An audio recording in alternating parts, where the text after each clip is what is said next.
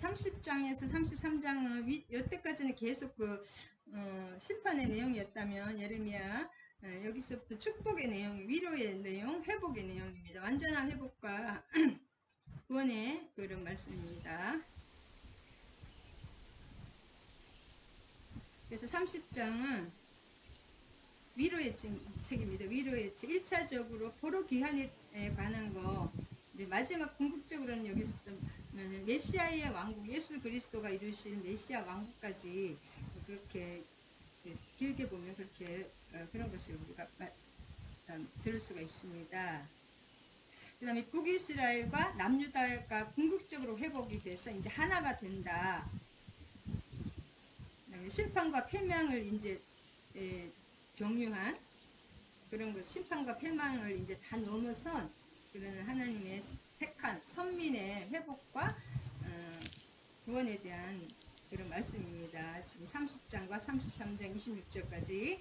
그다음에 30장을 요약하면 이스라엘의 회복에, 북이스라엘이죠. 이스라엘의 회복에 관한 소망의 메시지가 선포되어 있는데, 그렇지만 그 회복은 하나님의 정해진 때가 차야지, 70년이 차야 되는 거죠. 바벨론 70년 때가 차야지 비로소 실현되는 것이, 항상 하나님의 시와 때가 차야 됩니다. 또한 이것은 1차적으로 포로 귀환에 관한 것이며, 궁극적으로는 메시아 왕국, 예수 그리스도가 이루실 그 메시아 왕국까지 포함하고 있습니다. 그래서 우리가 예수님의 말씀이, 예수님이 내 속에 지금 완전히 나의 그 중심의 왕자의 자리 잡으면 그것이 메시아 왕국, 꼭 죽어서 아니면 재림 때 가는 것이 아니라 지금 천국은 이미 임하였습니다. already, 완벽하게 완성이 된 건 아니지만 이미 천국이, 메시아 왕국은 내 속에서 이루어져야 됩니다. 그리고 병이 치유받고 또 귀신이 쫓겨나가고 또 모든 그 환경이 천국으로, 내 심령의 천국은 일단 이루어져야, 내적인 천국이 먼저 이루어져야 됩니다. 그 외적인 그런 또 축복도, 믿는 자에게 이런 표적이 따르니 저희가 내 이름으로 귀신을 쫓아내며 새 방언을 말하며 뱀을 씹으며 병든 자에게 손을 나으리라. 그 역사는 일어나야 됩니다. 믿는 자에게 그 역사가, 그 천국의 하나님 나라의 역사가 일어나야 됩니다. 저부터. 네. 그래서 자 보면 또 넘어갔네요. 예레미야죠. 헷갈립니다. 열왕기하고 열왕기 30장입니다.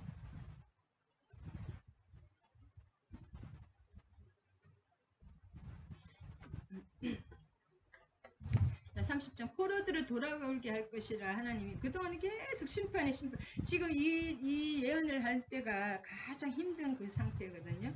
마지막 끌려가는 그 포로 상태, 그 상태 그래서 예언을 해주십니다. 그 포로 상태에서 그 희망도 꿈도 없는, 이제 진짜 하나님이 우리를 버리셨을까, 우리 또 우리 삶에 막 그 진짜 앞이 안 보이고 막 그 절벽 같은 그런 환경, 어두운 환경, 그런 환경이 있을 때 하나님이 주시는 말씀입니다. 그래서 1절에서 여호와께서 말씀이 예레미야에게, 하나님의 말씀이 임하는 것이 중요하지, 내 뜻대로 하는, 내 뜻대로, 내 중심대로 내 자아가 하는 것은, 그것은 만몬의 삶입니다. 세상의 삶. 근데 하나님의 중심이, 내가 하나님 앞에 기도를 하든지 말씀을 하든지 뭘 하든지 중심이 하나님 중심으로, 하나님의 영광을 위하여, 그 하늘 왕국이거든요. 왕국, 하나님의 왕국에 하나님이 왕이라는 그 중심되는 그것이 중심입니다. 하나님의 말씀은 그대로 이루어집니다. 할렐루야. 그리고 하나님의 말씀은 항상 그냥 하시는 것이 아니라 계획하시고 다 섭리하시고 예정하시고 경륜하셔서 시와 때와 공간과 처소에 맞게, 이 시와 때와 맞게 이렇게 역사해 주십니다. 내가 내게 모든 말을 책에 기록하라. 하나님이 이렇게 책도 하나님이 두루마리 책에 계속 그걸 가지고 계시죠. 하나님이 기록하신 책을 하나님이 가지고 계시는데, 계시록에도 보면 그거 뗄 사람이 없어서 막 울잖아요. 사도 요한이. 그 책을 뗀다는 것은 하나님의 계획하심과 그런 하나님의 그 뜻이 이미 있는데 그 계획을 성취하고 이루어 주실 분은 어린 양 한 분뿐이라는 거잖아요. 그래서 예수님의 영, 성령이 없으면 이 말씀도 우리가 깨달을 수가 없습니다. 책에 기록하라. 아멘. 책에 기록하는 것은 우리에게 들려주시기, 읽혀주시기 위한 것이죠. 여호와의 말씀이다. 여기서 여호와의 말씀이니라 여호와께서 여호와의 말씀. 이 3절 안에 여호와란 말이 엄청 많이 3번 이상 들어가 있죠. 이스라엘 하나님. 요게 중요하지. 그 내용보다도 오히려 하나님이 중요합니다. 이 모든 성경에서는 하나님을 찾아야 됩니다. 또 여호와께서 사정에도 여호와께서로 시작했죠. 그 다음에 5절에도 여호와께서 말씀하시고 여호와께서 말씀이 이러하니라. 4절에도 5절에도 여호와께서 말씀하시되 두려움이 아니요 평안이라. 여기서 지금 이 5절까지 여호와께서란 말이 한 절에 한 번 이상 계속 나옵니다. 그 다음에 너희는 자식을 해산하는 남자가 있는가 물어보라. 어찌하여 모든 남자가 해산하는 여자같이 손을 허리에 차고 모든 얼굴이 겁에 실려 새파래졌는가. 이게 이제 전쟁 상황에 바벨론이 침략을 하니까 사람들이 다 죽고 끌려가는 상황에는 이제 남자고 여자고 막 그렇게 해산하는 여자들이 막 소리 지르는 것이 이렇게 누가 막 자식이 죽고 부모가 죽고 막 누가 죽으면 소리를 막 지르잖아요. 그 상황. 전쟁 상황에서는 남자고 여자고 이렇게 뭐 죽는데 여자 남자 딸이 따지니까 그렇게 막 남자도 여자들 해산하는 여자같이 소리 지른다는 거죠. 비명. 그것이 이제 심판의 때가 엄청난 날이 슬프다. 그 586에 이제 완전히 예루살렘에 패망이 일어난 그 날이죠. 할렐루야. 그래서 예루살렘이 이 바벨론 포로 BC 586 그 이전과 이후에 선지자 3명이고 또 그때 예레미야를 비롯해서 한 그 포로 시대 때 선지자 4명, 그 다음에 그 전에 또 모든 7 선지자들은 그 예루살렘 포로 가기 전에 계속 심판을 예언하는 아모스부터 우리 선지자들은 다 이거 586 BC 586 예루살렘의 멸망 그거의 전후에서 후에 그렇게 다 예언한 자들입니다. 말라기까지. 말라기하고 에스라 이런 사람들은 이제 3명은 포로 이후에 회복할 때 그때 보내주신 선지자입니다.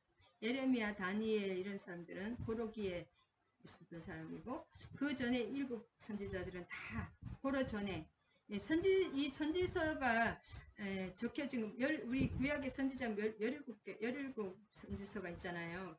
그 선지서는 여기 바벨론의 포로 이 시대에 그거를 중점적으로 다 보내신 것입니다. 그만큼 바벨론 포로 이게 구약에서 제일 큰 사건이죠. 기록하라. 여기 또 36장에도 기록하라는 말씀이 나옵니다. 2장에 기록하라. 이 기록하라는 게 굉장히 중요합니다. 그리고 기록하라 이거는 누가 기록했나요?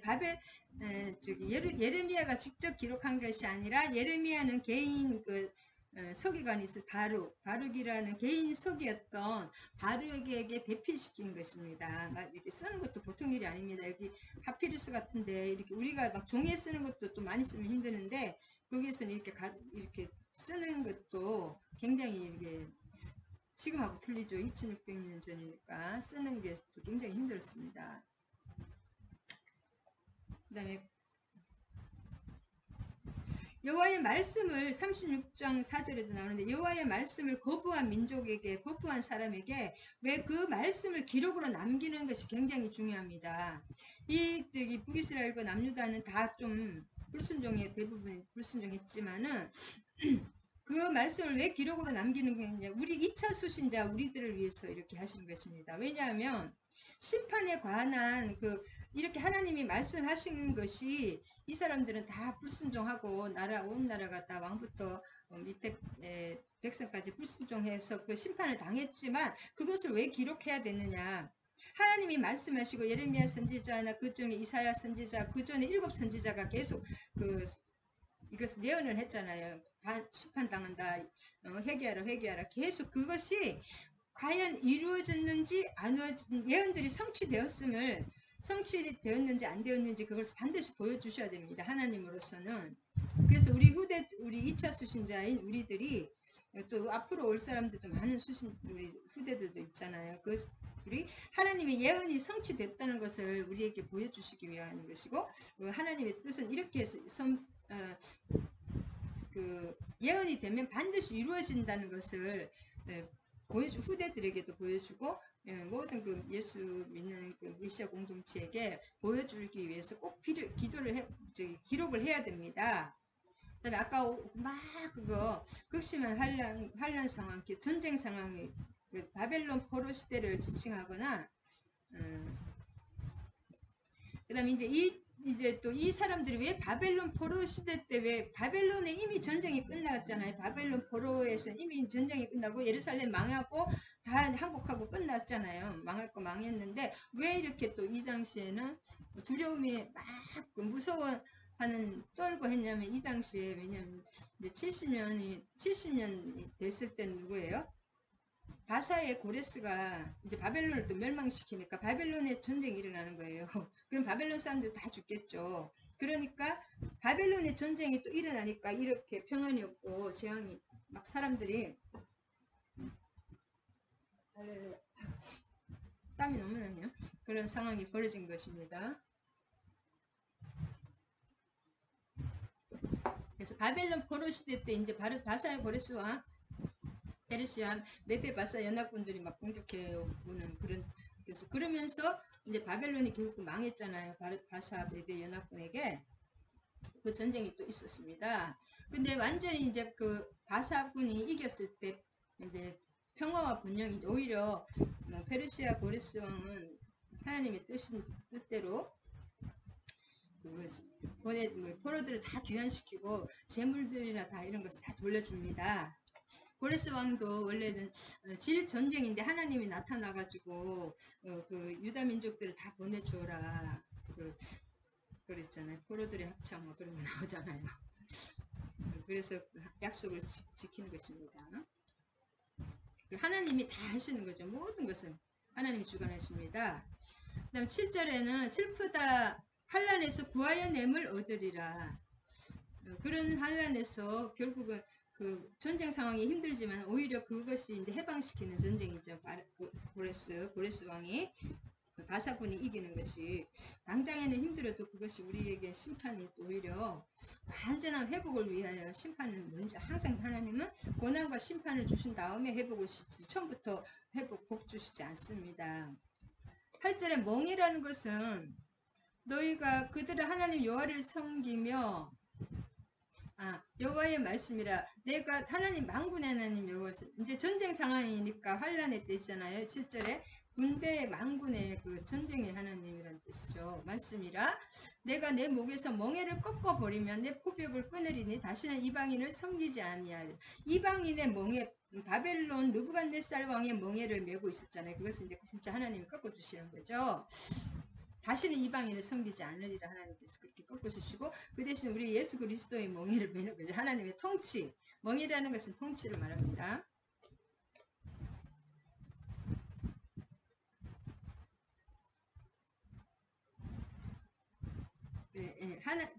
이방인의 압제자의 바벨론의 왕의 멍에를 꺾은 대신에 오직 우리는 자유가 그냥 오는 것이 아닙니다. 하나님 안에서 자유가 오는 거기 때문에 우리 하나님의 백성은 메시아의 은혜를 멍에로 씌는 거예요. 우리는 이거 종의 멍에가 아니라 은혜와 사랑의 멍에를 씌는 거죠. 하나님의 멍에.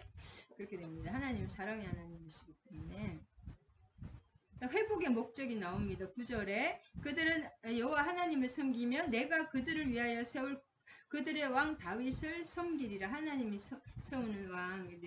결국은 예수 그리스도 메시아를 말하는 거죠. 궁극적으로. 이 당시에 다윗은 다 돌아갔었잖아요. 다윗보다 훨씬 다윗 왕가가 다 망한 시점인데 왜 다윗을 섬기냐. 다윗의 왕 핏줄로 오신 예수 그리스도 메시아를 말합니다. 회복의 목적입니다. 이거 9절은. 하나님을 섬기고 하나님과 영원히 행복하게 함께하기 위해서 우리에게 계속 이렇게 우리를 시험하고 또 광야를 지나게 하고 계속 또 요단을 지나게 하고 가나안 땅에서 영원히 함께하기 위해서 주시는 것입니다. 우리에게 고난을. 그다음에 12절에는 여호와께서 이같이 말씀하시니라. 하나님이 계속 여호와께 7일 말씀하시니라. 10절도 여호와의 말씀이니라. 그 다음에 그 9절에도 여호와를 섬김. 이렇게 한 절에 한 번 이상 여호와의 하나님이 모든 것은 하나님으로 알파가 오메가 되신다. 모든 것은 하나님으로 시작해 하나님의 계획으로 시작해서 하나님의 그 또 계획으로 끝납니다. 계시록으로 끝납니다. 창세기로 시작해서 계시록. 우리 삶에도 마찬가지입니다. 이 하나님의 그 경륜 안에 하나님의 섭리 안에 우리의 모든 것이 들어가 있습니다. 우연히 일어나는 것은 1도 없다. 하나님 특별히 세상 사람도 마찬가지고 하나님의 사람은 더합니다. 그 다음에 13절에는 내 송사를 처리할 재판관이 없고 내 상처에 뭐 그 약도 없고 처방도 없었습니다. 이제 포로가 되니까 모든 친구와 동맹자로부터 버림을 받았다는 거죠. 포로가 되면은 그 사람을 변호해 줄 사람이 없고 그 재판해 줄 사람이 없습니다. 그 다음에 14절 나는 여호와의 자신이 치신 것이라. 14절에 내 너를 사랑하는 자가 너를 잊고 찾지 아니하는 이는 내 악행이 많고 이런 일이 우연히 일어나는 것이 아니라 그 악행이 악행과 그런 것들 때문에 내 죄가 많기 때문에 나는 내 원수가 당할 고난을 내가 받게 하여 잔인한 징계를 내렸도다. 하나님의 성민에게는 일반 이스라엘 백성이 어떤 나라보다도 그 고난이 많잖아요. 하나님이 택한 자녀나 민족에게 징계가 많습니다. 축복도 많지만 2000년 동안 그렇게 나라가 떠돌아다니고 뭐 홀로코스트 아시죠 여러분? 아우슈비츠 그 사람을 태워 죽이는 거 그런 게 당한 민족이 우리는 그 정도는 아니잖아요. 이스라엘밖에 없잖아요. 그 다음에 15절에 그래서 누가 치셨냐? 이 모든 것을 바벨론이 친 게 아니라 내 악행과 내 죄 때문에 하나님이 하시는 거예요. 원수가 받을 고난을 나에게 주신 거라고. 여기 잔인한 징계를 내가 내렸도다. 하나님이 내리셨다는 거예요. 우리도 지금도 마찬가지입니다. 우리를 미워해서 그런 것이 아니라 사랑하는 자마다 자식마다 징계하시고 일반 세상 사람 버린 사람은 육이라고 내버려 둡니다. 그냥 하나님이 잘 먹고 잘 살다가 지옥으로 가니까 가만 놔둬도 지옥으로 가는 거예요. 그게 하나님의 손길이 거두면은 그게 무서운 것입니다. 15절도 이제 14절과 똑같은 후렴구 똑같은 말입니다. 너를 사랑하는 자가 죄가 많기 때문에 내 원수가 당할 고난을 내게 받게. 똑같은 말 이렇게 두 개 하는 것은 확실하게 그렇다 강조하시는 거죠. 15절 너를 어찌하여 부르짖느냐 내 고통이 심한 내 악행이 일을 너에게 행하였는 내가 일을 너에게 행하였느니라. 하나님이 이렇게 하신 거라는 거예요. 느부갓네살 시드기야 왕과 자녀들 다 죽이고 백성들을 포로로 끌려가고 죽고 또 눈도 뽑히고 끔찍하잖아요. 이걸 내가 이 일을 너에게 행하였는 하나님이 허락하지 않으면 참새한 마리 떨어지지 않습니다. 그래서 참 이런 걸 보면 두려운 하나님이십니다. 진짜 사랑의 하나님이시지만 진짜 두렵고 떨리는 하나님이신 것 같아요. 16절 너를 먹는 모든 사람이 잡아먹기 너를 대적은 사로잡기 나에게 탈취한 자들은 탈취를 당할 것이며 너에게 노략질 당한 사람은 노략질 당한다. 이렇게 이것은 언어 기교를 통한 그 역설적인 강조입니다. 히브리식인 표현이라고 하는 거고 이방 세력 하나님의 백성을 침략한 사람들이 그대로 당한다는 거. 그 다음에 17절에 이에 쫓겨난 자가 된다. 17절에 구체적이고 분명한 말로 하나님 다시 계속 약속하십니다. 17절에 여호와의 말씀이니라 여호와께서 말씀하시니라 계속 하나님이 여호와의 노여움 여호와의 진노 하나님이 계속 나오는 이게 하나님이 중요합니다. 이 사건보다 하나님이 했었다는 거 하나님의 말씀이라는 것이 중요합니다. 궁전 왕국과 모든 것이 재건된다는 거죠. 보류라는 것은 아름은 궁전이란 뜻입니다. 보류 18절에 뭐 보류가 궁전까지 다 이제 재건된다는 그런 내용입니다. 자세한 그 해야 되겠네. 19절에 웃는 자의 소리. 예. 이제는 그 포로의 고통의 소리 대신에 평화와 번영으로 그 즐거운 웃음소리가 흘러나온다는 19절에 웃는 자의 소리가 번성하고 번성하고 이제 감사와 웃음이 나오고 번성하게 된다는 거죠. 그 다음에 아들들에는 야곱의 아들들 민족 단위의 그런 축복과 예배를 회복된다는 거죠. 야곱의 아들들이잖아요. 12지파 20절입니다. 그러니까 북이스라엘과 남유다를 다 포함하는 것입니다. 여기 21절에는 그 통치자, 그 영도자가 그들 중에 나오고 통치자가 그들 속에서 나온다. 그건 예수 그리스도가 나온다는 것입니다. 다윗 계통에서 일어날 메시아적인 왕을 말합니다. 그리고 이 메시아는 제사장 사역과 왕 사역을 같이 하는 것입니다. 이제 멜기세덱의 반차라는 거죠. 제사장들은 다 자기 조상이 있잖아요. 멜기세덱은 왕이자 제사장이잖아요. 그게 예수님이 왕이며 제사장이라는 거죠. 그다음 22절 나는 내 백성이 되고 너희는 나의 하나님이 되고 너희는 내 백성. 이거 모든 것의 내용이 이 구원과 하나님의 회복의 목적입니다. 22절에 언약 체결 후에 나타나는 그런 공식 문구입니다. 항상 왜 언약을 하고 하나님이 이렇게 다 회복을 시켜주고 하나님이 축복을 해주시냐. 너희는 내 백성이 되고 나는 너희의 하나님이 되니라. 하나님이 이렇게 다 신이 통치하시는 왕국의 백성이잖아요. 우리가 이것이 하늘나라입니다. 하나님이 통치하시는 것이 하나님 나라입니다.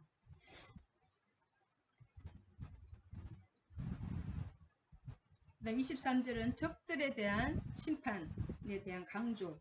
그다음에 여호와의 노여움이 폭풍과 회오리 바람처럼 악인의 머리 위에서 회오리칠 하나님께서 그 적들을 심판한다는 걸 강조하는 표현이고 24절에도 여호와의 진노는 그의 마음에 뜻한 바를 행하여 이루기까지 돌이키지 아니하시니 너희가 끝날에 그것을 깨달으리.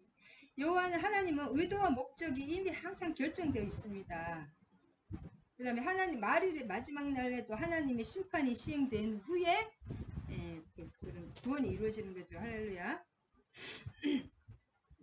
그래서 전체적인 그 매국 잡는 게 중요합니다. 자세한 걸 하는 것도 중요하지만 그래서 31절 빨리 하겠습니다. 이스라엘의 전체적인 회복입니다. 31절은 31절을 요약해보면 31절 요약하면은 자, 북왕국 이스라엘 2절과 22절까지 북왕국 이스라엘과 남왕국 유다 23절에서 26절까지 북왕국과 남왕국의 회복과 구체적인 그 회복에 대한 구체적인 말씀이고 이러한 회복은 27절과 30절에서 한 번 더 이렇게 계속 회복해 주신다는 말씀을 해주시고 또 하나님께서 새롭게 회복할 신앙 공동체와 하나님은 새 언약을 맺으실 것이는 거죠. 신약이죠. 우리와 이 새 언약은 모세의 언약을 새롭게 갱신하여 완성시킬 것이다. 우리 그 신약의 새로운 약속 예수님이 오시면서 그 구약을 다시 갱신해 주시는 거, 새 언약을 해주신 거잖아요. 그걸 말씀하십니다. 네, 31절 빨리 요약합니다. 1절에서 6절까지는 여호와의 말씀이니라. 여호와께서 모든 종족의 하나님이 되고 그들은 내 백성이 되리라. 아까 그거죠. 하나님의 모든 목적은 이겁니다. 하나님 나라가 되는 거죠. 하나님이 왕이 되고 우리가 하나님의 그 통치 안에 들어가는 것입니다. 하나님 나라를 이루시는 것입니다. 왕국. 그 다음에 1절에서 6절 하나님 광야에서 은혜를 얻으나니 내가 이스라엘의 안식을 얻게. 자, 1절에서 6절까지는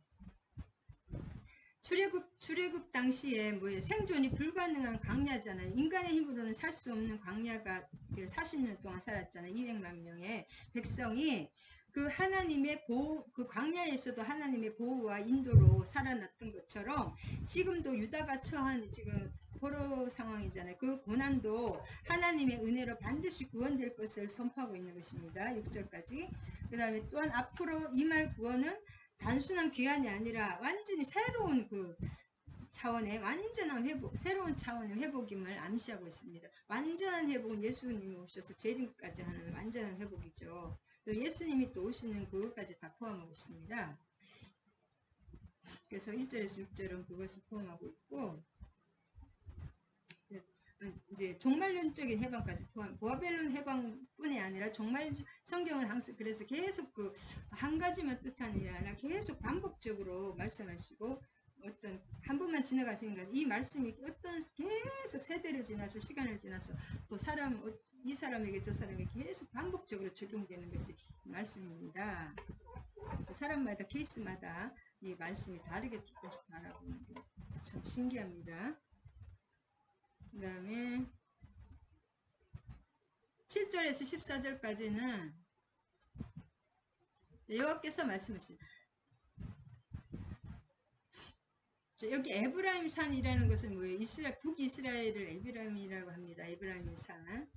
모세의 그 장자는 아니지만 에브라임 장자 역할을 하는 거잖아요. 그래서 에브라임을 북이스라엘을 에브라임이라고 합니다. 요셉의 아들이라고 해가지고 그 다음에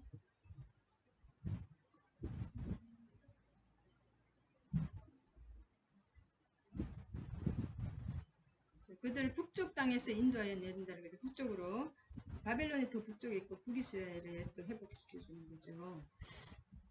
그 다음에 이스라엘의 남은 자의 귀환을 예언하는 메시지인데 7절부터 14절까지 남은 자라는 것은 이스라엘에 있는 사람이 아니라 포로로 간 사람들이 남은 자라고 그랬잖아요. 오히려 그들이 하나님께 순복해서 갔다가 다시 돌아오는 그 사람들이 이들의 남은 자의 귀환은 모든 나라를 심판하시고 이스라엘을 속량 구원하시는 거죠. 하신다는 뜻이고 진정한 하나님의 백성을 다시 약속의 땅, 곧 하나님의 나라에 부르시고 그곳에서 회복할 때 예배를 또 드리고 평화와 복락을 누리며 하나님과 더불어 살게 하실 것을 약속하고 계시는 것입니다. 12절에서 13절 그때에 처녀는 춤추며 즐거웠게 청년과 노인은 함께 즐거워하고 내가 그들의 슬픔을 돌려서 즐겁게 하여 그들을 위로하여 그들의 근심이 변하여 기쁨이 되게 할 것이다.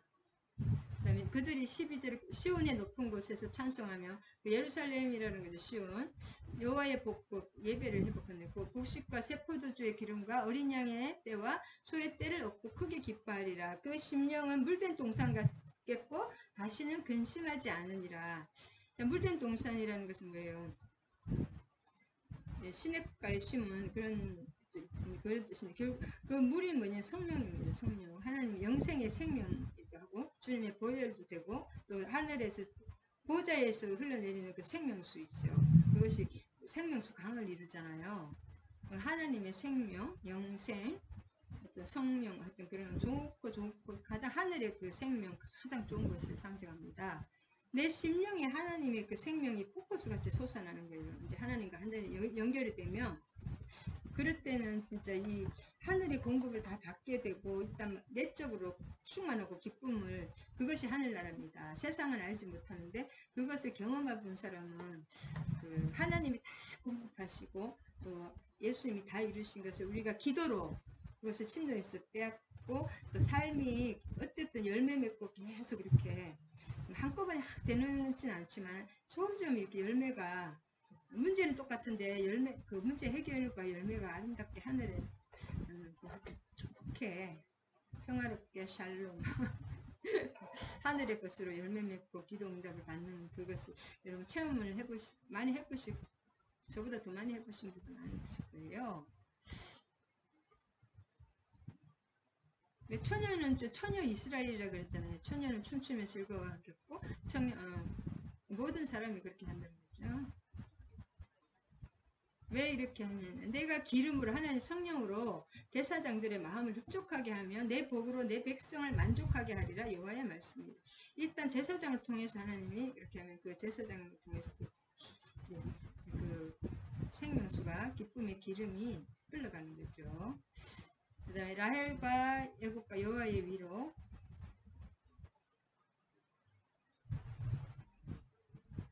15절에서 22절에는 무슨 뜻이냐 하면은 아까 그 제사장님은 이렇게 하는 것은 7절에서 15절 조금 더 해야 되나요? 회복된 예루살렘 하나님과 더불어 살게 되고 하나님께 더불어 사는 평화와 복락을 누리잖아요. 그것을 약속하고 있고 13절까지는 그때에 이스라엘이 하나님의 장자요, 하나님의 이스라엘의 아버지가 되는 축복이 임하는, 장자의 축복은 두 배의 축복입니다. 9절에 그리고 이스라엘은 이런 그 상속 축복은 영원한 것이라, 영원히 영속적인 것이며, 특별히 지금까지 백성들을 잘못 인도했던 제사장들이 그때는 바른 길로 인도해주는 거예요. 그때 제사장들이 기름 부음을 받는다. 그때는 제사장부터 잘못됐거든요. 지금 나라가 잘못될 때는 왕과 제사장이 다 잘못됐는데, 이제 제사장이 기름 부음을 잘 받는다는 겁니다. 15절에서 22절에는 조금 더 해야 되네요. 15절에서 22절에는 라헬의 왜곡과 여호와의 위로는 무슨 뜻이냐면은 에브라임이라는 북왕국을 상징합니다. 남유다잖아요. 남유다 북왕국의 탄식과 북왕국의 이렇게 슬픔이 있잖아요. 이에 대한 하나님의 위로가 기록되어 있습니다. 라헬의 애곡, 이것이 북왕국의 그 멸망이 된 지 100년이 훨씬 지났기 때문에 이제 유업을 100년, 망한 지가 100년이 넘으니까 이제 유업을 이어받을 자손도 없는 거예요. 북왕국은.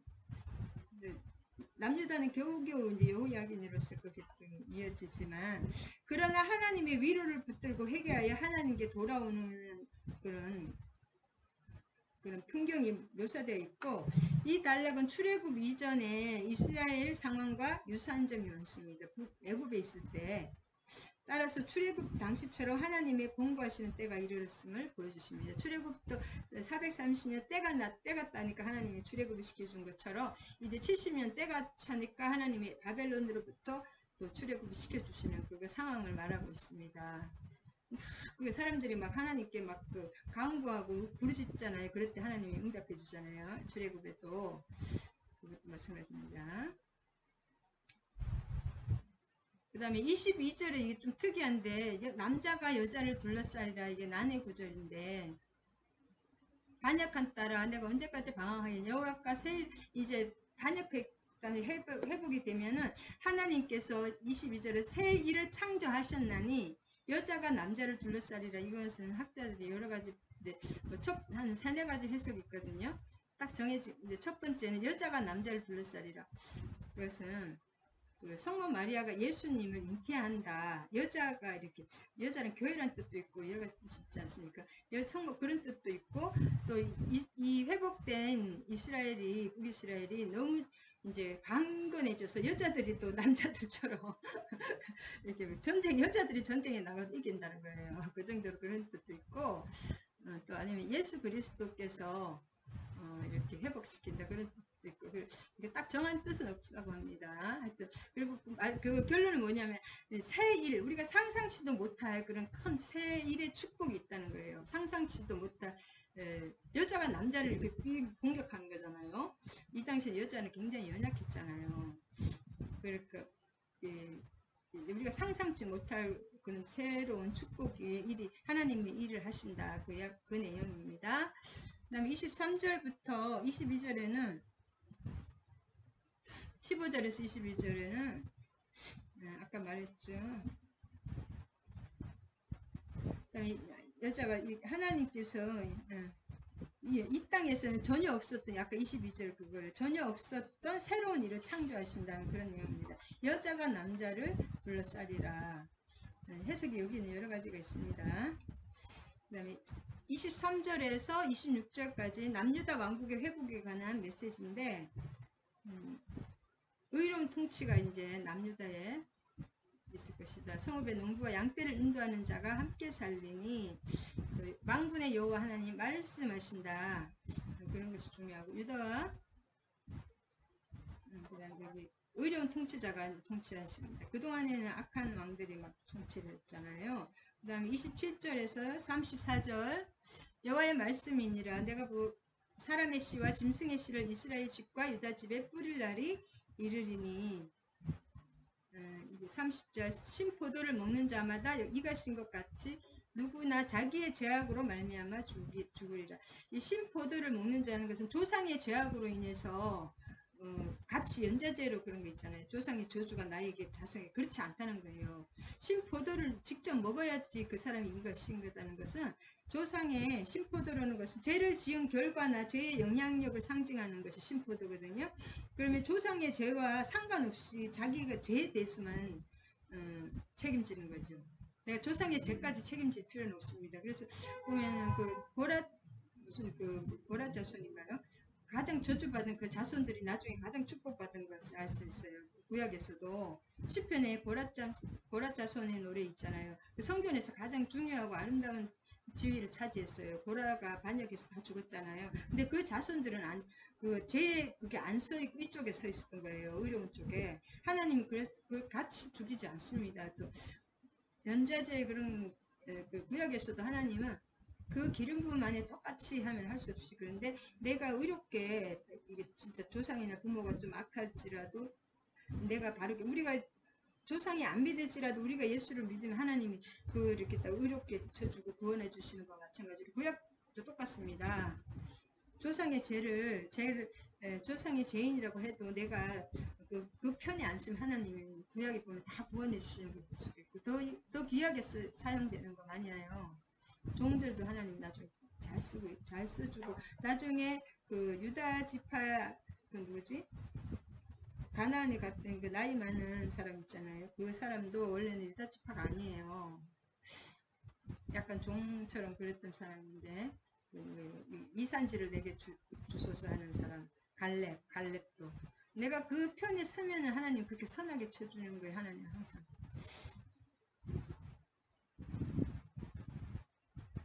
자 34절에서 보면 작은 자부터 큰 자까지 다 나를 알기 때문이라. 그 말이 무슨 말하면은 옛 언약에서는 구약에서는 하나님의 법을 가르쳤으나 이제 새 언약에서는 하나님을 진정으로 알고 만나서 그분을 경험하는 자들이 많아질 것입니다. 지금 이 신약시대잖아요. 34절은 옛날에는 한번 그 제사를 드리려면은 막 그 양을 잡고 소를 잡고 막 그것도 막 얼마나 길도 꼭 동물을 데리고 가야 되잖아요. 그래가지고 그거를 자기가 죽여야 돼요. 안수해가지고 얼마나 끔찍합니까? 그렇게 제사를 힘들게 예배를 드리고 했는데 제사를 지냈는데 지금은 이제 신약에서는 작은 자 그냥 영적으로 믿음이 좀 작거나 믿음이 크나 어린아이나 어른이나 다 하나님을 알게 된다는 거예요. 지금 우리를 가르치는 거죠. 대부분은 아니고 많은 사람이 하나님을 만나고 경험하게 된다는 것을 34절에 지금 이 시기를 말하는 거죠. 아니, 32절 빨리 하겠습니다. 32절 너무 꼼꼼하게 해. 전체적인 그 맥을 조금 잡으면 됩니다. 32절에는 무슨 내용이냐면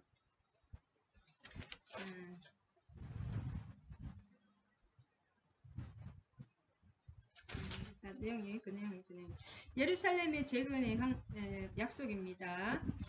바벨론 이 상황이 무슨 상황이냐면 그냥 좋은 상황이 아니고 이 예언을 하는 상황이 바벨론 군대가 예루살렘 성을 포위해서 지금 죽느냐 사느냐 하는 그때 주시는 예언의 말씀입니다. 너무나 이제 막 절망적이고 포기 상태 그 상태에서 하나님이 주시고 그 다음에 이 시드기야 왕께서 열째 10년 11드기야의 그 10년째 느부갓네살 18년째거든요. 느부갓네살은 바벨론이잖아요. 그 시드기야 10년째 여호와의 말씀이 예레미야에게 임하니라. 그리고 이 당시 지금 예레미야는 전쟁이 나서 막 지금 예루살렘 성이 포위돼 있고 가장 위급한 상황이고 그 다음에 그리고 예레미야가 자꾸 또 시드기야 왕이 봐서는 백성이 봐서는 자꾸 망한다 나쁜 예언을 하잖아요. 그래서 이 시위대 감옥에 왕궁 시위대 감옥에 뜰에 갇혔은 거예요. 시위대 그 어떤 뜰이 있잖아요. 뜰 거기다 가둬놓은 거예요. 그러니까 오히려 또 이렇게 그 왕이나 그 왕족이나 유력한 사람들에게 예레미야가 또 예언을 이렇게 쉽게 할 수가 있거든요. 이게 31장까지는 작은 위로의 책이고 32장은 예루살렘 재건의 약속입니다. 이 지금 몇 장이죠? 32장은 또 뭐냐면 바벨론의 공격으로 지금 예루살렘이 그 성이 지금 위기에 놓여 있고 예레미야는 예루살렘 멸망을 계속 예언하니까 투옥성 상태예요. 지금 나라 망한다 망한다. 지금 나라가 망하려고 지금 그런 상황에 지금 막 적들이 막 포위하고 있는 상황에서 자꾸 이렇게 예언하니까 투옥된 상태입니다. 그 시위대들의 또 너무나 또 특이한 게 이 지금 나라가 망하고 지금 다 끌려가 지금 다 죽기 직전인데 또 감옥에 다 갇혔잖아요. 그리고 하나님이 다 포로로 끌려간다고 말씀하셨잖아요. 근데 또 하나님이 예레미야에게 그 사촌의 밭을 사라는 거예요. 이러한 상황에서 하나님의 명령으로 밭을 지금 또 뜰에 있으면 뭐가 좋겠습니까? 감옥에 지금 진짜 안 좋은 진짜 최악의 나라도 망하고 자기도 감옥에서 지금 오늘 내일 하는 상황에서 또 밭을 사라는 거예요. 하나님이. 그런 것을 왜 밭을 매입하라고 한 것은 예루살렘이 회복되는 것을 사실을 강력하게 하나님이 알려주기 위해서 전쟁이 일어난 북한에도 지금 문서가 있다 그러잖아요. 땅 문서. 전쟁이 있으면 다 버리고 오는 거잖아요. 지금. 근데 땅을 사라는 거예요. 문서를 가지고. 그것을 하나님이 회복시킨다는 그것을 이제 또 이렇게 행위적으로 보여주시는 것입니다. 그 다음에 2절에서 5절까지는 예레미야가 갇힌 이유입니다. 계속 예레미야가 2절에서 5절에는 이 갈대아인 느부갓네살 이런 사람들이 그 민족에게서 벗어나지 못하고 바벨론의 포로로 끌려가고 계속 그렇게 한다고 계속 이렇게 말을 했습니다. 그 다음에 5절에 갈대아인과 그 사람들과 싸울지라도 질 것이라 그 다음에 막 시드기야는 잡혀가리라 막 그 항복하라 계속 그런 얘기를 하는 거예요. 그래서 갇힌 거예요. 갇힌 이유가 5절까지 나옵니다. 그 다음에 예레미야는 언제 또 잡혔냐? 37장과 38장에서 갈대아인들이 예루살렘에서 이렇게 포위를 하고 있다가 애굽 군대가 쳐들어오기 때문에 잠시 철수를 합니다. 애굽을 치러 나가기 위해서 잠시 철수하고 애굽하고 싸우러 잠깐 나간 그때에 예레미야가 체포됩니다. 그래서 왕의 관림이 그 사람들에 의해서 왕과 관리 적을 이롭게 한다. 느부갓네살과 바벨론을 이롭게 한다는 혐의로 옥에 갇힙니다. 왜냐면 자꾸 당신들을 망한다, 우리나라 망한다, 막 저 나라가 우리를 끌고 간다 계속 그렇게 말하니까 그 적의 편이라 그러면서 옥에 갇혔고, 그다음에 7절에 보면 아나돗에 있는 밭을 사라는 사촌에 밭을 사라는 거거든요. 하나멜이라는 사촌에.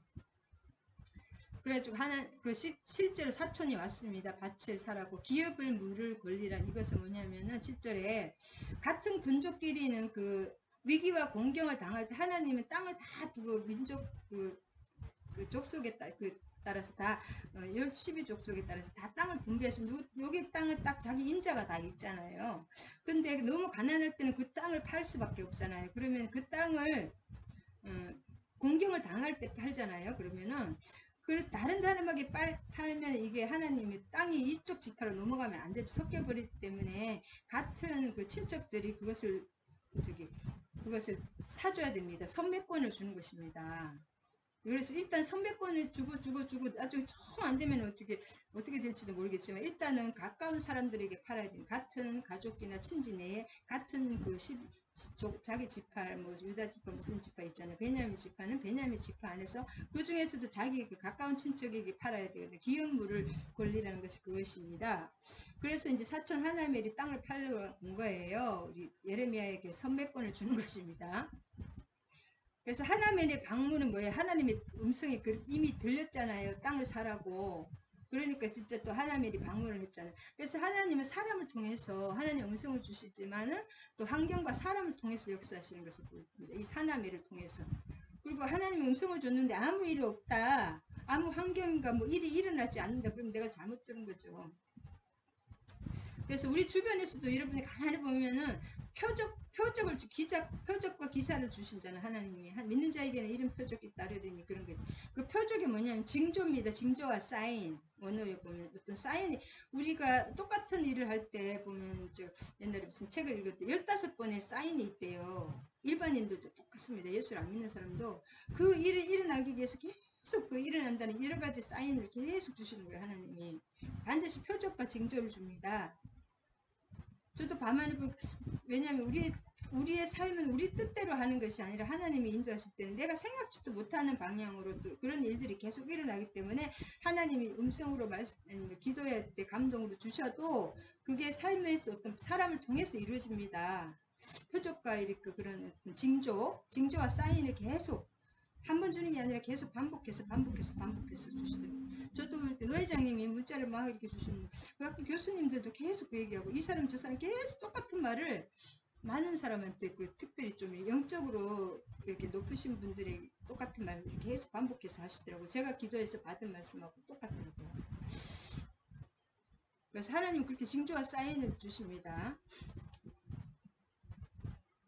아마 예레미야는 아나돗으로 가는 도중에 체포되었다. 37장 11절에서 14절에 보면 예레미야는 그 아나돗으로 살기 위해서 그 도중에 그런 수도 그 사촌 하나멜은 갈대아인들이 있어요. 애국 그 바벨론이 갈대아인이거든요. 사촌 하나멜은 그 바벨론 갈대아인들이 애굽을 치기 위해서 철수했을 때 예루살렘에 와서 예레미야를 보았습니다. 잠깐 왜냐면 이게 성을 둘러싸고 있으면은 못 들어가잖아요. 저걸 둘러고 마음대로 들어갈 수가 없는데 요게 하나멜이 딱 그 시위대에 성에 들어올 수 있었던 것은 잠깐 철수했다고 그랬죠. 애굽을 치기 위해서 느부갓네살 왕이 바꾼 애굽 때문에 잠깐 그 성을 비웠을 때 그때 왔을 가능성이 많습니다. 그 다음에 9절에는 이게 은을 달아주라는 거죠. 은 70세겔, 은 17세겔. 이때는 돈이 은이라 그랬죠. 그 다음에 포로 시대 이후에 동전이 실제로 사용되었습니다. 그리고 느부갓네살 왕이나 그 바벨론이 이런 것이 더 발달했나 봐요. 그래서 거기서 배워서 그랬는지 이때만 해도 금과 은을 직접 달아가지고 돈 대신 사용돼요. 은 70세겔은 194g입니다. 하여튼 그렇게 많은 것도 아니고 적은 것도 아니죠. 그 다음에 이 증서를 써서 봉인하고 은을 저울에 달아주고 법과 봉인하지 않으면 이게 항상 봉인을 하면 공증하는 게 하나 있고 본인이 가지는 것이 두 개가 있습니다. 매매 증서를. 그래서 그 바룩에게 명령해서 바룩이 이제 서기관이잖아요. 쓰라고 했겠죠. 자기는 감옥에 있으니까. 이렇게 해서 토기에 담아준다. 이 당시에 이 토기에 담아두는 것은 엄청 오래전이라 2600년 전이잖아요. 토기에다가 이렇게 켈리라고 해서 엘레판틴이나 그런 쿰난 그 공동체, 유다 공동체 그때 나온 거 쿰난이라든지 엘레판틴이라는 그런 공동체에서 그런 성경들이 다 나왔잖아요. 사본들이. 그것들이 다 여기 그 뭐지?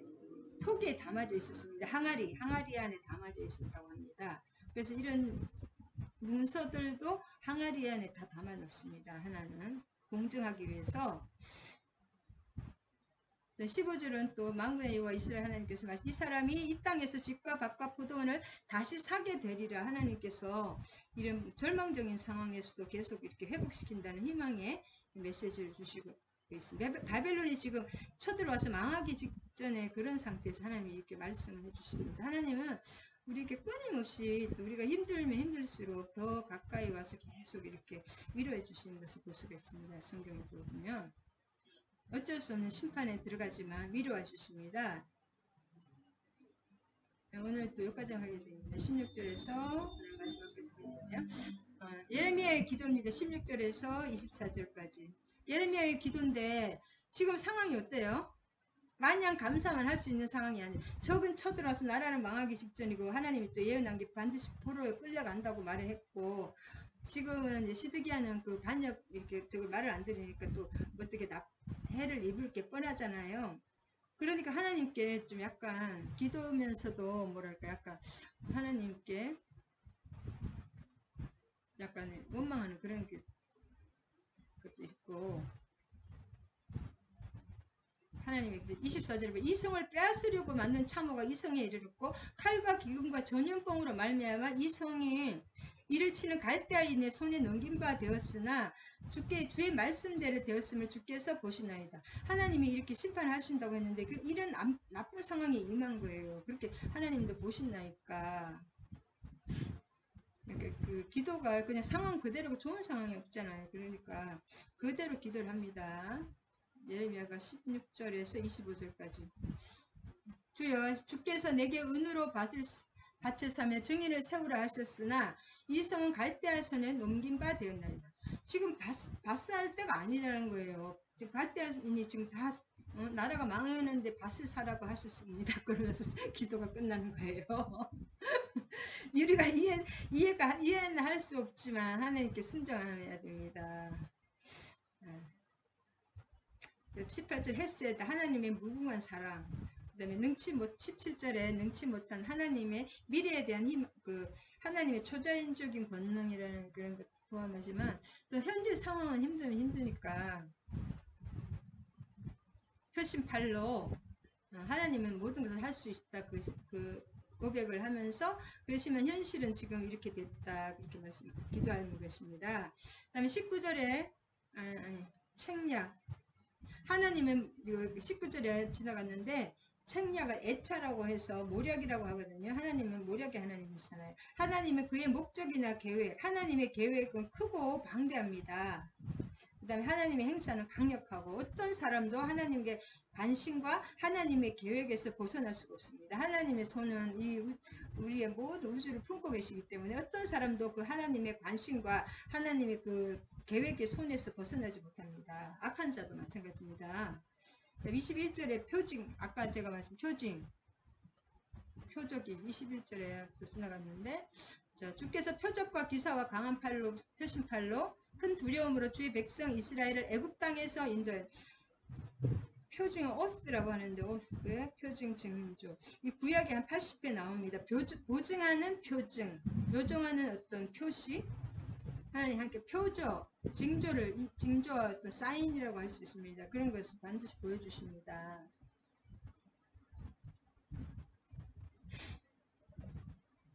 애굽에서 나올 때도 10가지 또 그 재앙을 주면서 나왔죠.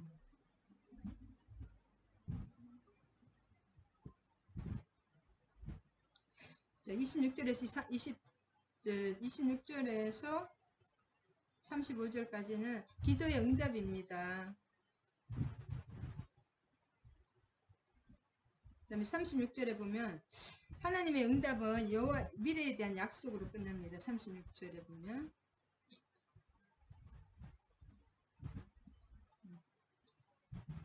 자, 35절에 보면 흰놈의 아들을 골짜기에서 바알의 산당을 건축하였으며 자기 아들들과 자기 딸들을 몰래 앞에서 지나가게 하였느니라. 그들이 이런 가증한 일을 행하여 유다로 범죄하게 한 것은 내가 명령한 것도 아니요 내 마음에 든 것도 아니다. 제일 큰 죄악이 이거죠. 몰래에게 므낫세 왕도 자기 아들을 몰래에게